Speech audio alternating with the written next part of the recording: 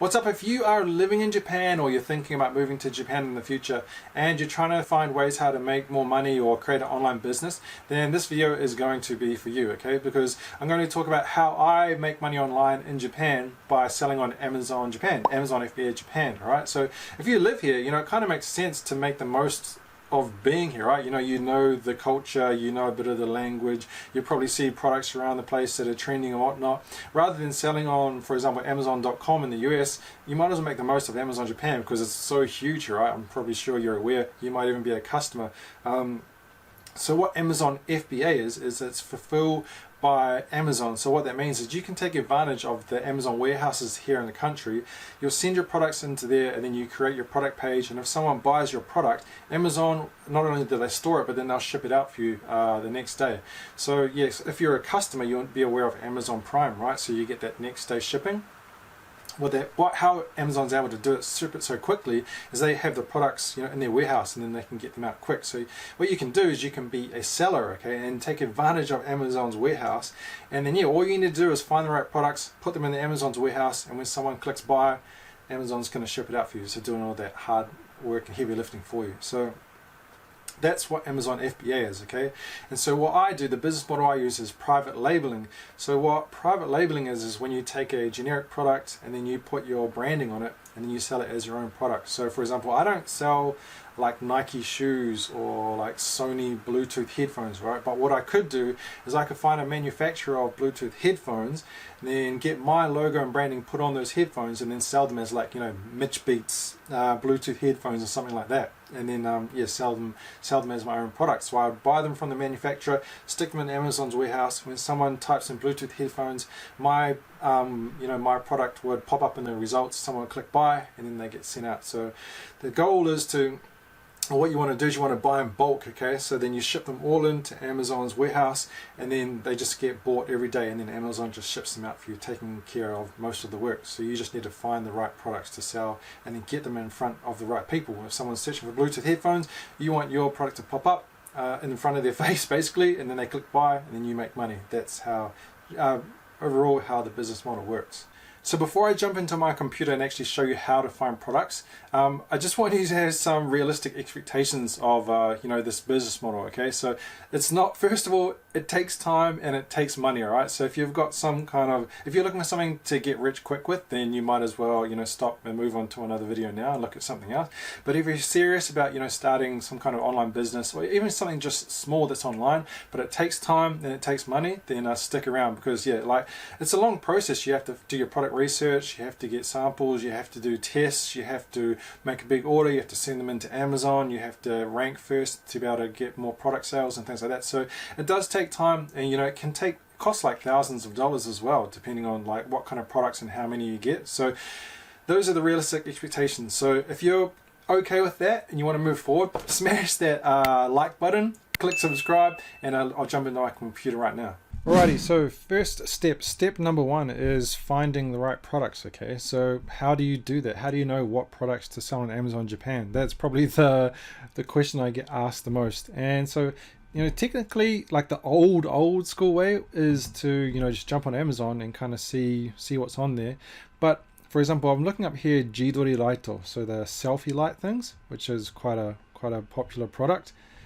So how do you actually know if you're going to actually do well selling this product, and how well are these competitors doing as well? So you don't actually know unless you have some kind of data, right? So instead of just kind of guessing, what I suggest you use is this software here called SELLERSPRITE. So I'll just click it up here for you now. And so what SELLERSPRITE does is it shows you basically all the analytics and the statistics of the products that you're looking at. So right now we can actually go through and we can see the average, for example, 30 days revenue for all of these products. Like up here, average revenue for a Jidori Lighto is like 624,000 yen. If you look over here, down here, you can go through and look at them all individually. This one's doing 2.4 million per month, 1.2 million, 1.6.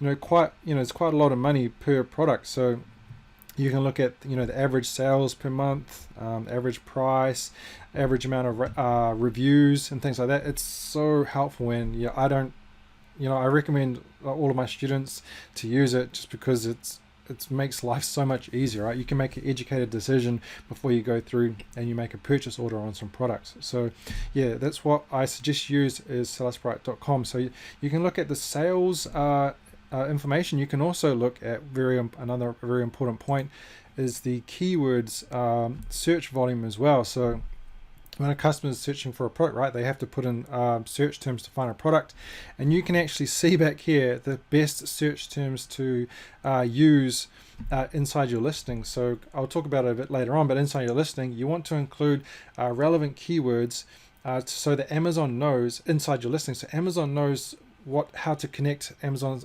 customer search terms with your product. So that's how you make sales, right? Is if you can get your product in front of the right people, and the way to do that is to use keywords. So this is one of the best ways to find product ideas to sell on Amazon. You can quickly see here like how many searches per month are coming up, and that gives you a good indication of the demand, right, for a product. So you can look at this before you go through and make a purchase order. So what I'm using right here is the SELLERSPRITE Chrome extension, which is awesome, but there's also another piece as well called the which is the web app. So on their website you can use, there's a couple of tools that are really helpful. Like this is the product research tool, and you can search your specific criteria that you might want to look at. So you can, for example, go to office products, you can stick in the amount of sales you want something to have, maybe a minimum revenue of, say, I don't know, let's just say $1 million a month. $1 million per month. You can go through, how many reviews and whatnot. Click search, and then it's going to siphon everything out, filter everything out, and then give you a bunch of products that you can check out that fit that criteria, and then you can search from there. So it's super helpful. Also, there is the keyword tool. Like I said, keyword search volume is really important. For example, I'll put in here Bluetooth earphone, and it'll come up with all the kind of keywords related to earphones, and you can look at, for example, wireless earphone comes up with almost 1 million searches per month. It's obviously a saturated competitive product, but yeah, you can go through and you can find like niches of Bluetooth earphones. For example, like this one here, waterproof case. You could find like waterproof, maybe there's like waterproof Bluetooth headphones. You could go down, you can narrow your kind of product into more niche products where there's less competition. So this is one of the great ways to use SELLERSPRITE. Another general rule of thumb when you want to choose a product is look at the numbers and see if there's at least 3 sellers that are doing the kind of numbers that you'd be happy with. So for example, this guy's doing 830 sales per month, 700, 192, 1000, 311. If there's at least 3 sellers that are doing the kind of numbers that you would be happy with too, take into account sales numbers and revenue, then that's a product that you'd probably want to be looking at moving forward with. And also you have to be always thinking about how you can be different and differentiate your product and stand out from the crowd. Alrighty, so the next step, once you've found a product that you're interested in and you think could be a winner, you want to go ahead, you've got to find a supplier, a source for that product, right? So the easiest way is just to go to Alibaba.com, where you can basically find a supplier for almost any product on the planet. And so a very important key point, okay, when you're finding a product, you've got to be different, you've got to be better or really unique and stand out from the crowd. Otherwise you're just going to be competing on price, and you're probably going to lose if that's the case. So just for an example, if we come back to, let's do these G-Dory lights. Just look, they're all pretty similar, right? Some of them have got different bits and pieces on them.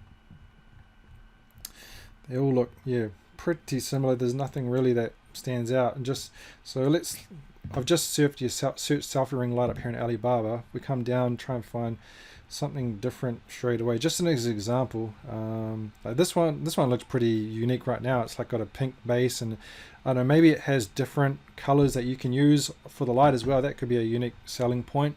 Okay, here we go. This one here, this one's actually a heart-shaped light instead. Maybe this would be a good seller, I don't know. But so what you have to do is you have to test, right, if this product's going to be a good seller or not, as like with the heart-shaped light. So let's say we're going to try and sell this product here. So we can jump in, we can see the prices that it's going to cost per piece. So as you buy more units, in higher quantities, the price is going to come down. This is a ridiculous difference here, $65 to $6.90. So you'd want to look around at different suppliers on Alibaba that were selling this heart-shaped light, right? and then you would make the decision on who you wanted to move forward with, and you'd probably want to get some samples later on.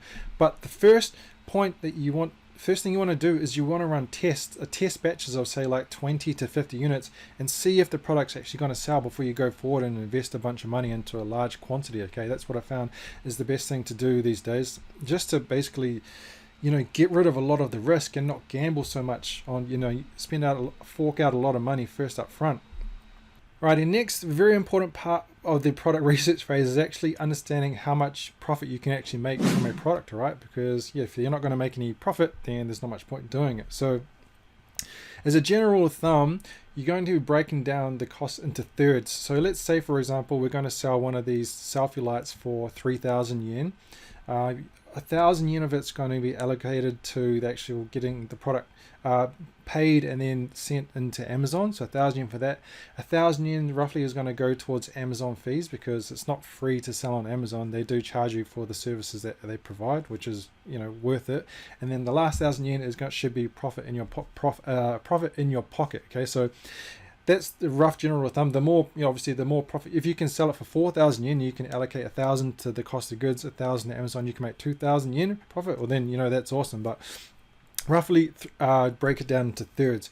And so the fees are going to depend on the product. Okay, the product size and the product weight.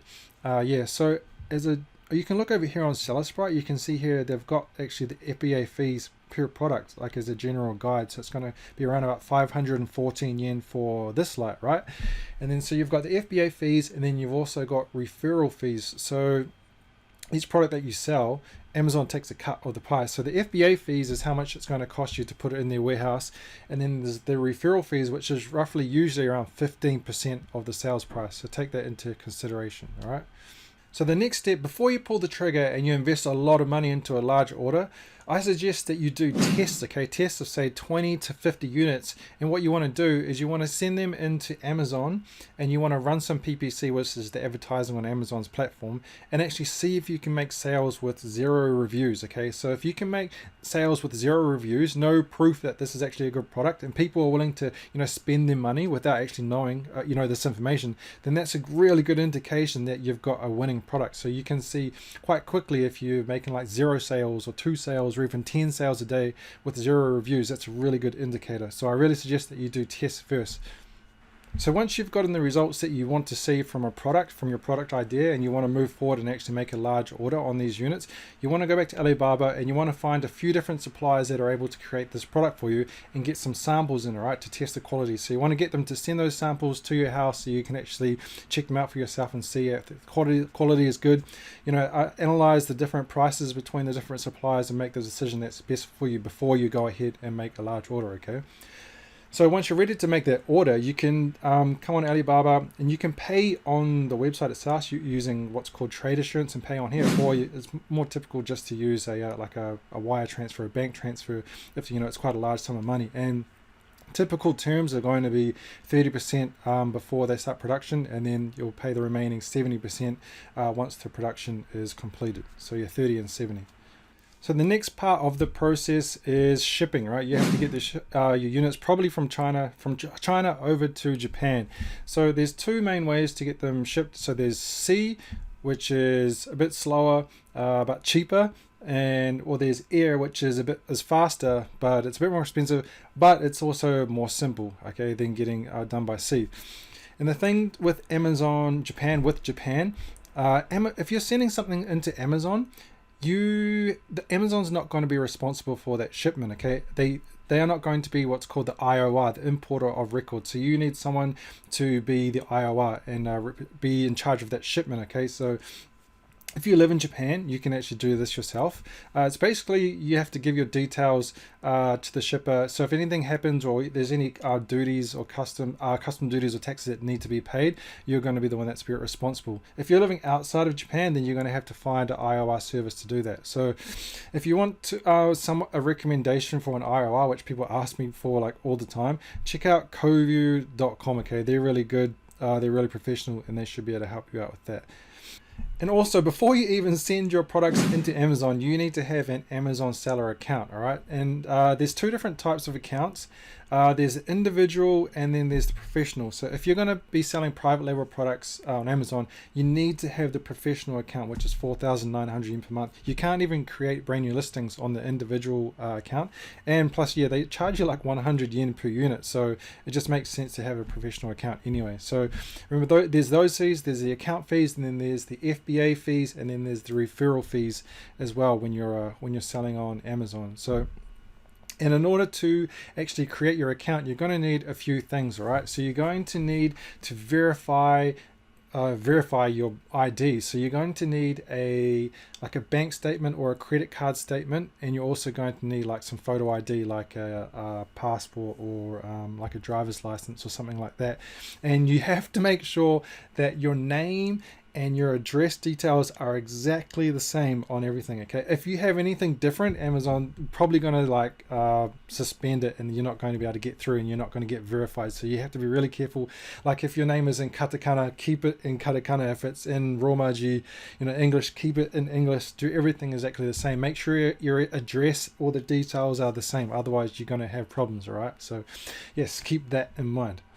Alrighty, so next up is your product listing, okay? So you need to obviously have a product page on Amazon for people to find your product and be able to sell it. So these are all search results coming up, once again for the selfie lights.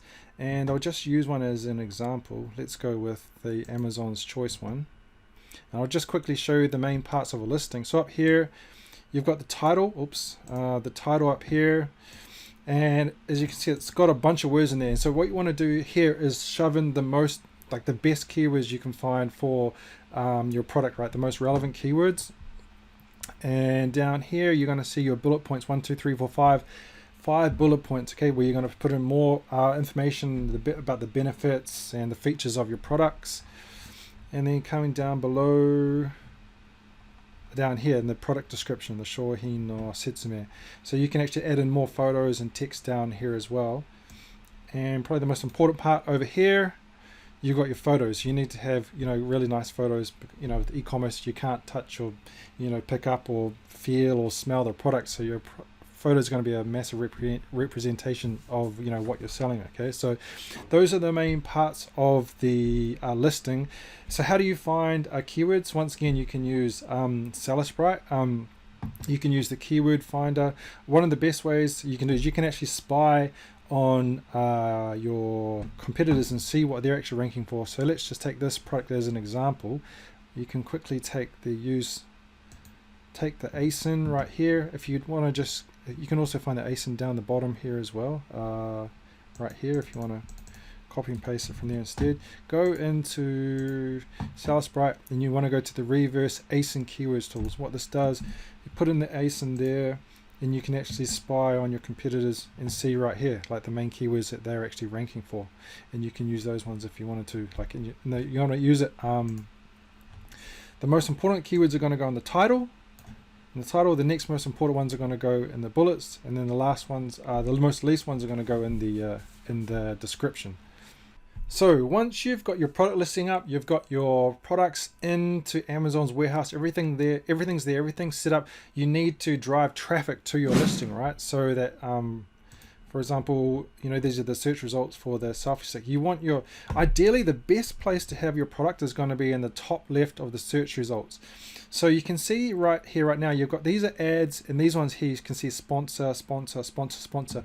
These people are paying money to put their products in these prime positions on the search results, right? So once we get down here, this is the #1 organic search result. So they're not paying to be here, and so they're basically getting free sales when people come to the when they click from here and they buy products. So the goal is to get here, but you're not going to get there straight away. Once you first launch on Amazon, no one's going to know where you are, so you have to get sales in order to rank up to get to that top position. And so one of the best and most simple ways is to run PPC, which is paying for these sponsored positions to get here. So you want to use PPC in order to get sales, in order to start moving up the ranks. And so once you're starting out, one of the most simple ways is to drop your price, okay, to be a bit lower than your competition. So because if you've got no reviews, you're starting with no reviews, right? It's going to be hard for people to trust that your product is good or not. So you want to have a lower price, and then you want to start getting those